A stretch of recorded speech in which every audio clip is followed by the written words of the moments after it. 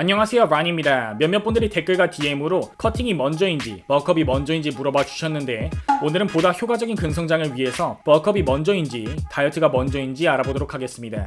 우선 진정한 버컵은 약간의 잉여 칼로리를 섭취하면서 근육 성장에 집중하는 단계로 체지방의 증가폭은 최소한으로 유지하는 것이 가장 이상적인 형태의 버컵이라고 말할 수 있습니다. 실제로 한 논문에서는 두 그룹으로 나누어 실험 관찰을 진행하였는데 일정 수준 이상의 칼로리를 초과하게 되면 근성장에 더 도움이 되기보다 체지방만 증가하는 결과를 보였다고 알려줍니다. 따라서 살컵은 이상적인 버컵에서 벗어난 불필요한 다이어트 기간만 늘려주는 버컵의 실패 형태라고 말할 수 있습니다.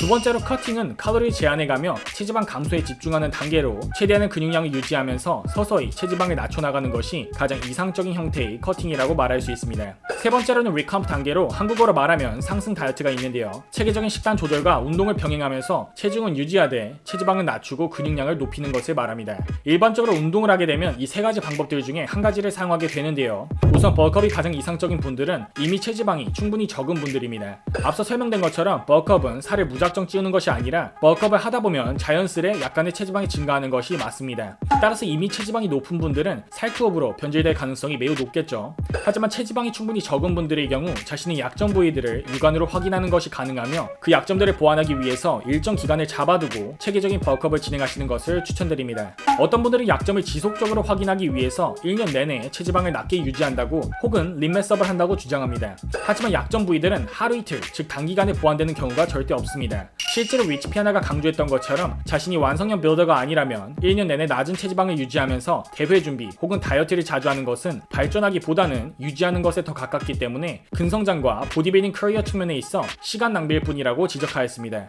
따라서 남성분들의 경우 체지방이 10에서 15% 사이인 경우, 여성분들의 경우 18에서 23% 사이인 경우 효과적인 근성장과 약점 보완을 위해서 체계적인 계획을 세우고 일정 기간 동안 올바른 버컵을 진행하시는 것을 추천드립니다. 그와는 반대로 남성분들의 경우 체지방이 15%를 초과하거나 여성분들의 경우 23%를 초과하는 경우 버컵을 진행하게 되면 살컵으로 변질될 가능성이 높기 때문에 약간의 다이어트를 선행하는 것을 추천드립니다. 하지만 근육량을 유지하면서 체지방을 서서히 낮추는 것이 목적이기 때문에 그냥 굶는 것이 아니라 식단과 함께 지속적인 웨이트 트레이닝을 병행하는 것이 매우 중요합니다. 그럼 상승 다이어트는 어떨까요?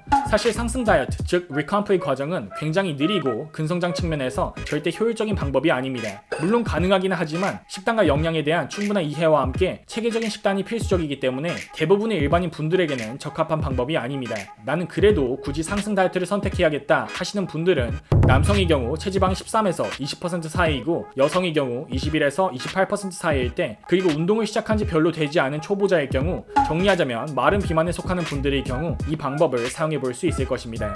오늘 설명드린 방법은 근성장 측면에서 가장 이상적인 방법을 소개해드린 것입니다. 하지만 여름 준비, 바프 준비와 같은 운동 목적에 따라 버컵을 선행할지 혹은 다이어트를 선행할지 선택하시는 것이 더 중요하겠죠. 오늘 영상의 내용이 도움이 되셨다면 구독과 좋아요, 알림 설정 부탁드립니다. 혹시 맛있는 식단이 필요하신 분들은 미트리에서 제 추천인 코드를 입력하시면 다양한 제품들을 저렴한 가격으로 구매하실 수 있습니다. 구독자분들 모두 건강하시고 득근하세요.